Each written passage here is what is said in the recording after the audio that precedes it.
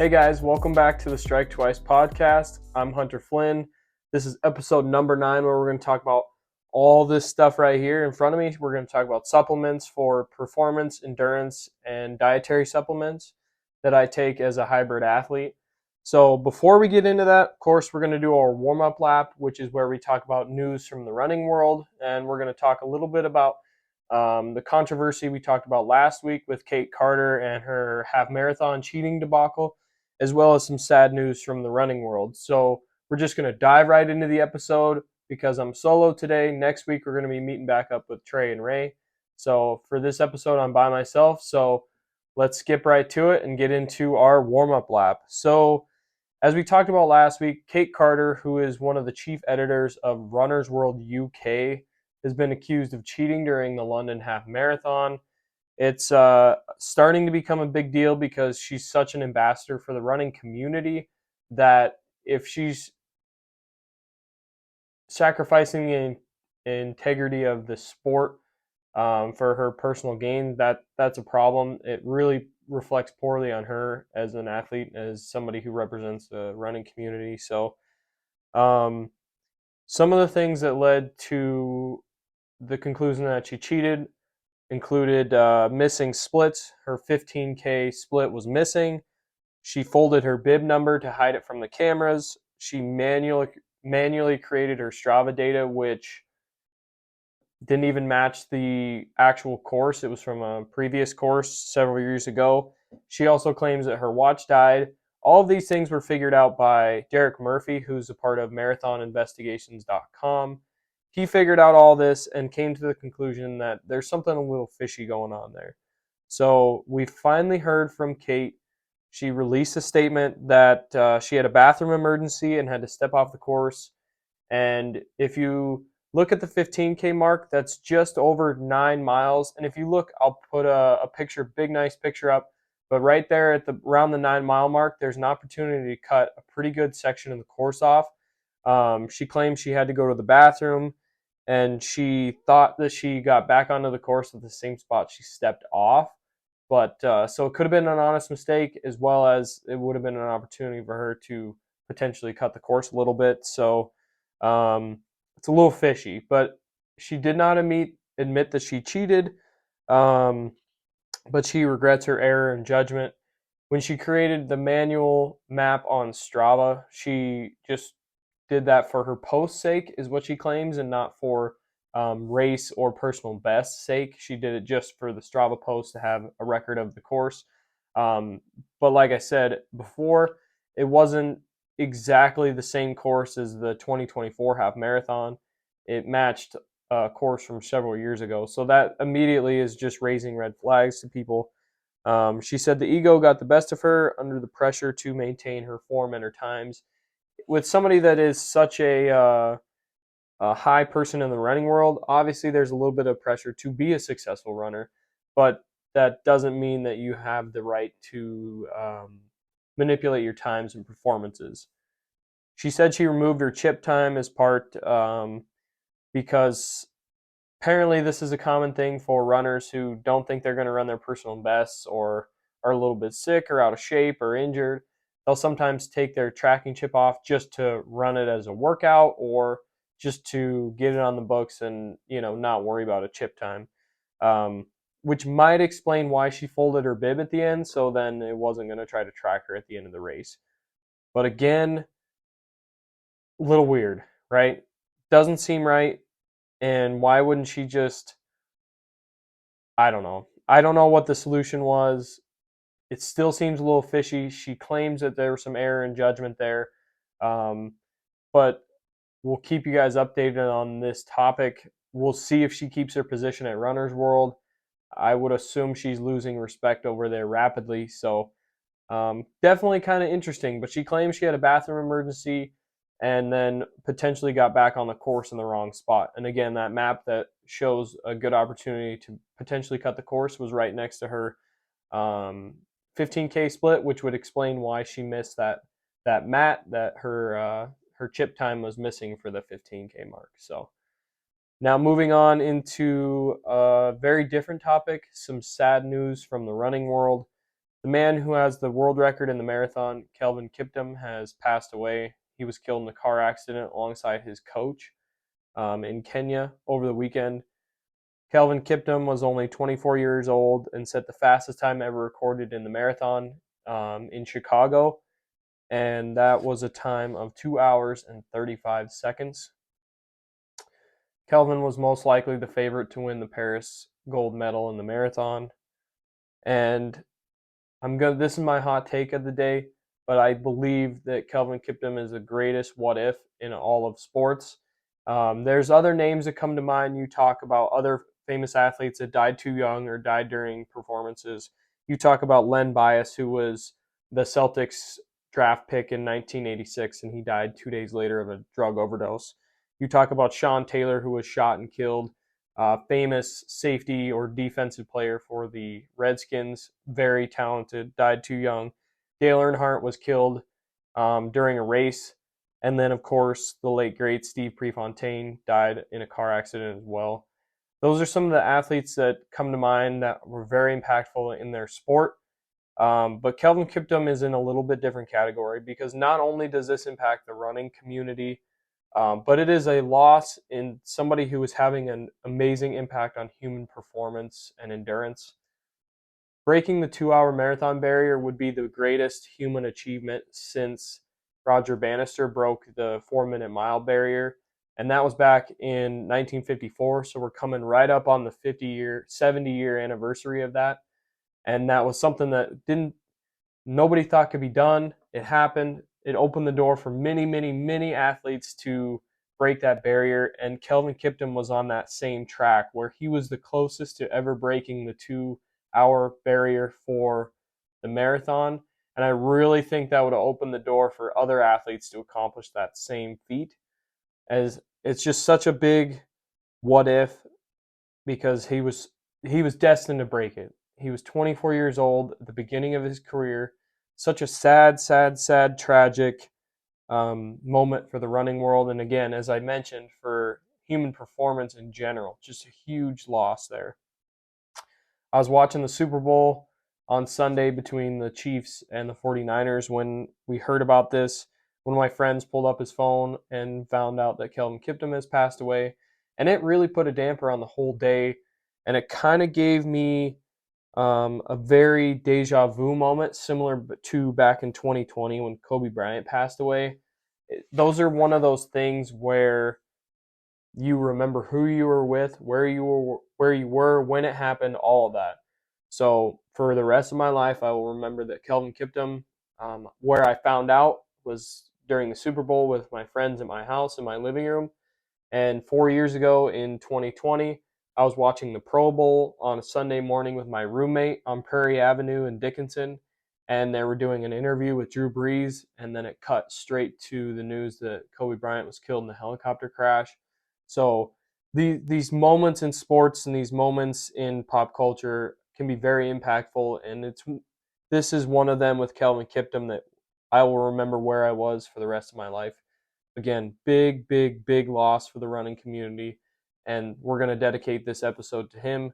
Talk to Trey and Ray, they agree. So this episode is dedicated to the life gone too soon of Kelvin Kiptum, the current marathon record holder. So thank you for everything you did for the sport. And we will always remember you as an amazing athlete with the greatest potential to break the 2-hour marathon barrier.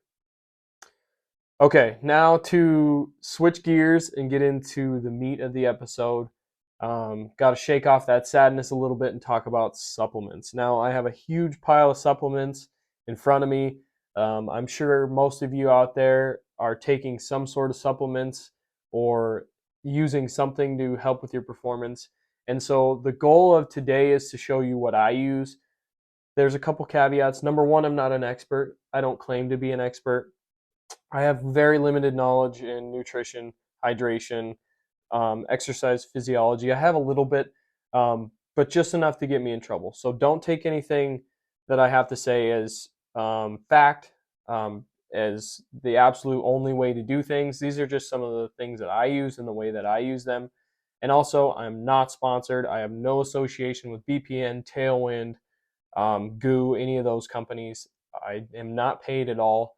These are just some of the products that I use on a daily basis. So I group these into 3 categories: performance over here in this section, endurance here in the middle, and daily/dietary supplements over here. And then we'll talk about creatine. Creatine can kind of fit into a lot of categories, so it kind of floats in its own category. So first, let's talk about performance over here. Of course, the first thing that you think of when you think of performance is protein. And this is a whey protein by BPN. It's for muscle building and recovery. This is something that is generally taken after a workout to build that muscle and repair muscle, as well as increase recovery, as well as an important part of performance is pre-workout.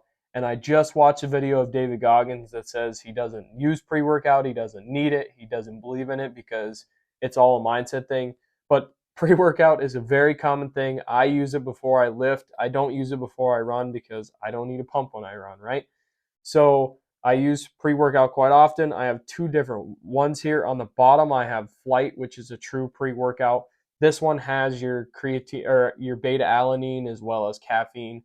So the beta alanine creates that face itchiness that you get from a pre-workout, where you just feel like there's something crawling under your skin. That's the beta alanine. So that has that in it, as well as a little bit of caffeine. Whereas this is Endopump from BPN. It is what I would categorize as a non-stem pre-workout. This is categorized by BPN as a pump enhancer. So what it is it has a citrulline and nitrate, which causes vasodilation in the blood vessels. So you're increasing your blood flow to your muscles. You're going to get a bigger pump, as well as you're going to enhance that muscle growth. So these can be stacked together and taken at the same time.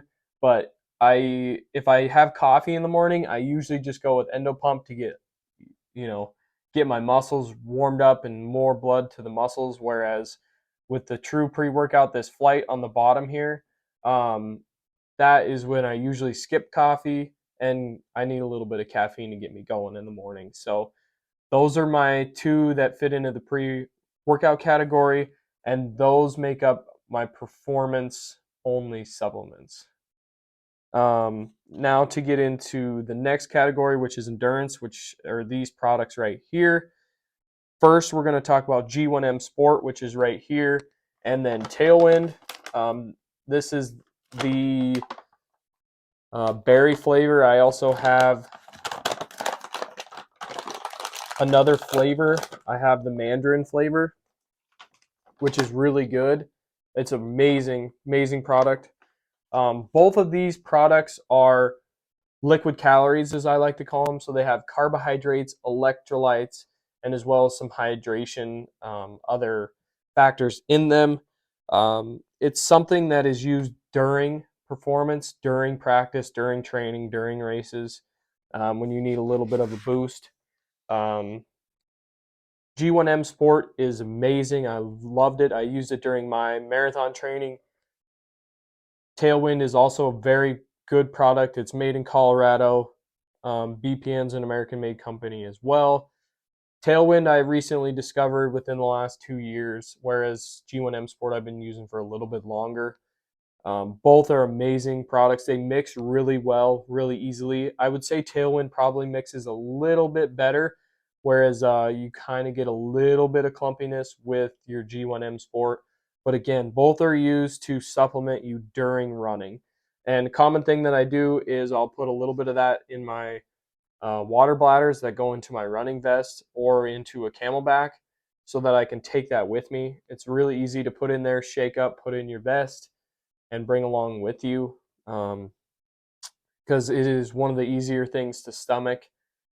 If you're struggling to take in solids during training, this is going to be your go-to. Taking in as many liquid calories as you can, because it's the easiest way to get it into your system. So I'm going to just dive into the next product, which is electrolytes, which are right here. This is, again, another BPN product. This is the salted watermelon flavor. Definitely very good. I'm going to backtrack just a little bit and talk about flavors for my BPN products. The G1M Sport is also salted watermelon. Such a good flavor, guys. You got to try it. Vanilla, whey protein. Vanilla is a go-to for me because it mixes with everything. If I want to make like a protein oatmeal or mix it with something chocolate or fruity or whatever, vanilla goes with everything. So that's my go-to. My endo pump is blue raspberry, and my pre-workout that's Flight that's down here is prickly pear. It's one of their classic flavors from BPN. So good, you got to try it. The electrolytes, as I mentioned, are salted watermelon, and this I've done pre-workout. I've done during training sessions as well as after. So this can be really taken whenever, and it's full of potassium, sodium, chloride, anything that you need those salts to help hydrate your system and allow that water to be more effective in your system. And then along those lines, here's a hydration mix from Mortal Hydration. It's just a product that I got a couple samples of. This is their margarita flavor. It's so good. Um, their motto is formulated to fight death, which I think is a testament to endurance training in general. Is you're just trying not to die, right? So this is their product. Comes in a 40 calorie serving size. I love it. Very good. I'm going to get some more of those. Now to talk about a couple different gels. We have two different companies here. We have a Go Gel from BPN, which is right here. And then we have two different flavors of gels from GU. Now there's an important difference between these two. Other than what they're made out of, they're basically comprised of the same things. And what I mean by that, they're both 100 calories. They both have about the same amount of sugar. They both have about the same amount of sodium and sugar, but the ingredient list is where it matters. The first ingredient in a GU is maltodextrin, water, and fructose. The first ingredient in the Go Gels from BPN are apple juice concentrate, brown rice syrup, and apple puree. So that may not mean anything to you, but let me put this in simple terms. This is made from stuff that I don't know how to pronounce, and this is made from stuff that I can pronounce. Apple puree, purified water, lemon juice concentrate, sea salt, ground cinnamon. That's all the ingredients. This has an ingredient list that is probably 30 ingredients of different types of sugars and different things. So BPN's Go Gel is a little bit more of a natural product. It's a little bit smoother. It's a little bit more runny. It's more of an applesauce texture as it is apple cinnamon flavored. It's just like those Go-Go Squeeze applesauces pretty much. It's pretty similar to that in consistency. But important differences here is this is a little bit more natural, so it's going to be easier on your stomach. Whereas the GUs have maltodextrin, which doesn't really mean much other than it tends to cause irritation with your stomach. It can be a little bit more difficult to digest, and the texture here is more like a peanut butter, so it's a little bit thicker if it's cold out. It's pretty hard to eat because it's like molasses in wintertime, right? So I use GUs. I don't have a problem stomaching them. Most people that I know don't, but that's just one of the things that I've heard that there are tendencies for a little bit of stomach irritation just due to the maltodextrin based, whereas this is more natural product based. So there's two different versions of energy gels. Again, I use them both. I have no problem with either of them. Both of them are Informed Sport products, so they're tested to ensure that what's in them is what they're saying. So both key for endurance training. I've used both of them during long runs and training. I use GUs during my marathon on the Maah Daah Trail, so I've used both products quite frequently. BPN's Go Gel is a little bit newer, so still training on that, but everything that I've done so far, I loved it. Goes down really well. Okay, so that was a lot on energy gels, and now we're going to bounce over to our last category, which is the daily supplements or the dietary supplements. Now, all these in the white containers here are part of the Strong Stack, as Nick Bear calls them from BPN. And what he does is he takes all these products every single day. I am missing the strong fish oil and possibly one more. I can't think of it right off. But I take these products right here are greens. This is a lemon flavor. And then the strong reds is a strawberry flavor. Both very good. I usually mix them in together into a shaker bottle and then take these supplements, these pills. So strong joints and strong multivitamins. One is a joint supplement, obviously, and the other is a multivitamin. It's just something that I take every day, not necessarily for performance, but more of dietary reasons. So I that could be why they're in the white containers. BPN might have put them in their own category because they're more of dietary supplements. I don't know. That's just my theory as I'm looking at them. They're the only ones that are white. So that leaves us with one category left, but I'm going to bounce back a little bit and just talk about the greens and reds. Now, greens, obviously, you're going to think of vegetables. It is one of the best things you can do because getting in your vegetables can be one of the hardest things of your day. So here's a couple servings of vegetables. We'll throw them into your day every single day.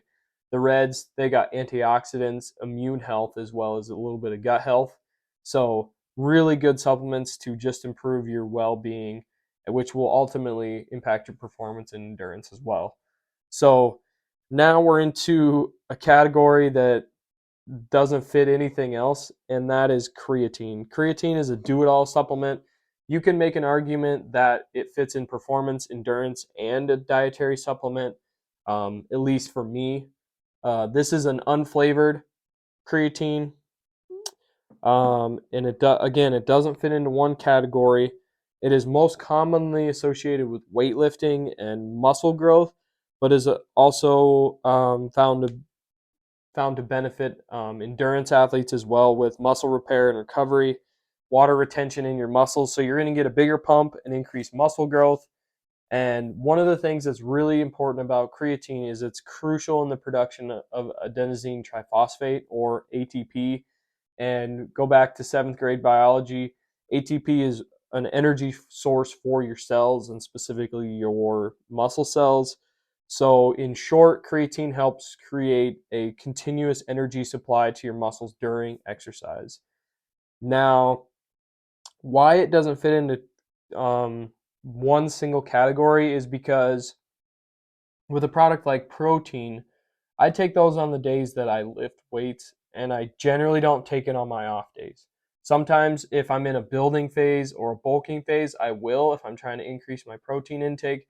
But as I'm just in a running phase right now, not trying to get any specific physical goals, I don't take this on my days off. Whereas creatine should be taken on your days off, on and off. The days that you work out hard, your rest days, off days, whatever. Every single day it should be taken. So, to explain how creatine works, you have to talk about two different categories of supplements, kind of diving even deeper than the layer that we're at right now. There are short-term supplements or acute supplements, and there are chronic supplements or long-term supplements. Now, this is just terminology that I'm using.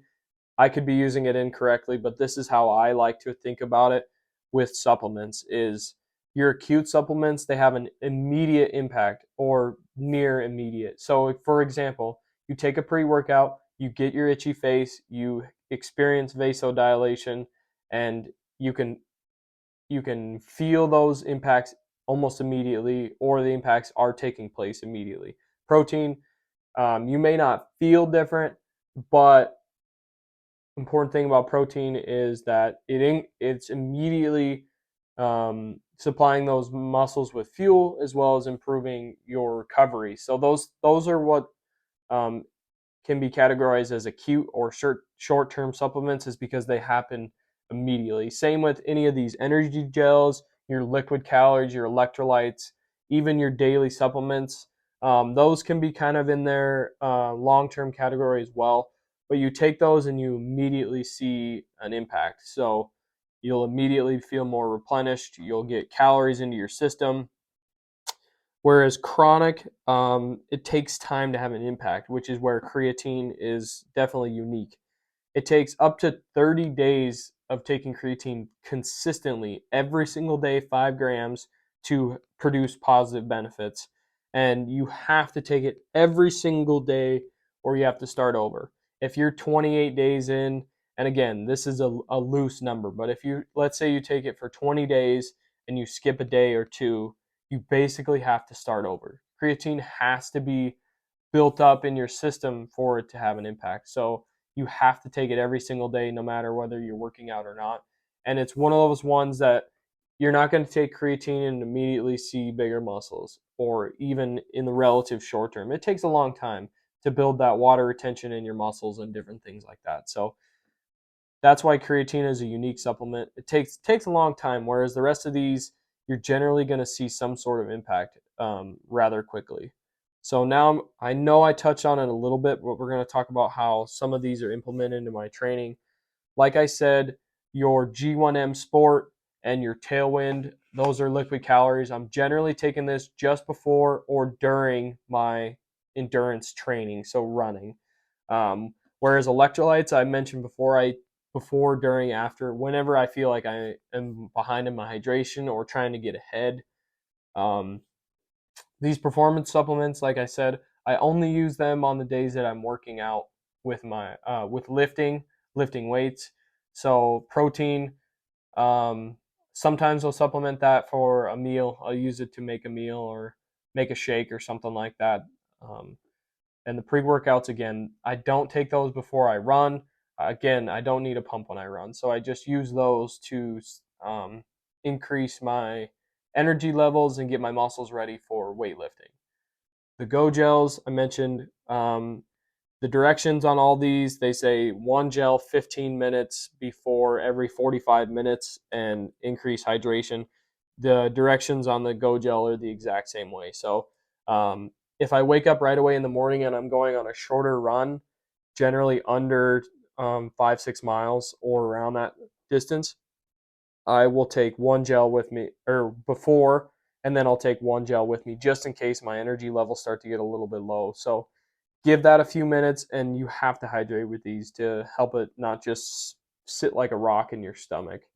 Creatine, like I said, take it every day. My only advice for your creatine is take that with your biggest meal. It's easy to just add it in with your dinner routine or take it with your protein after a workout. That is the best way that I've found, because if I take creatine on an empty stomach, it kind of upsets my stomach a little bit. Um,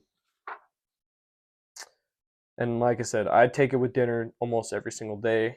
Um, so, guys, this has been my supplement dump. I was a lot of information. I really hope you got something positive out of it.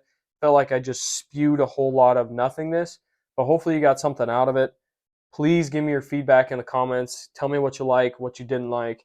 Let me know if I'm missing anything. Like I said, I am not an expert, guys. I'm not sponsored. I'm not paid by any of these companies. They didn't send me products to review. These are products that I bought with my own money and that I've tried through my training and that I like to use either every day or throughout my training cycles. So please give me your questions or comments. I'd love to hear from you guys. And again, correct me if there's any information that I misspoke on. I would love to take that criticism. So to summarize my episode on supplements, supplements are crucial to improving performance for any athlete, whether it be running, lifting, or both. And there's no one size fits all for supplements. Different things work for different people. So do what works best for you and try different things. Try out different products, different companies. Try it out, see how it works. My biggest advice when trying supplements is just like shoes. Don't try it race day. Don't buy a brand new pair of shoes and try them on race day. Don't try new things with your hydration nutrition on race day or close to big workouts or race days as well. Take that time during your long training cycles to slowly implement things and try new things to see how your body reacts to them. Guys, thank you for tuning into the Strike Twice Running podcast. Next week, I'll be back with Trey and Ray, and we're going to be diving into more happenings in the running world. Always going to be keeping you guys up to date on what's going on in the running world, and I'm sure we're going to have an amazing episode for you next week. I appreciate you guys tuning in. You can check us out. We're going to be posting each episode on Saturday mornings on YouTube and Spotify. So please check us out, like, follow, subscribe. This is the Strike Twice Running Podcast, and I'll see you next time.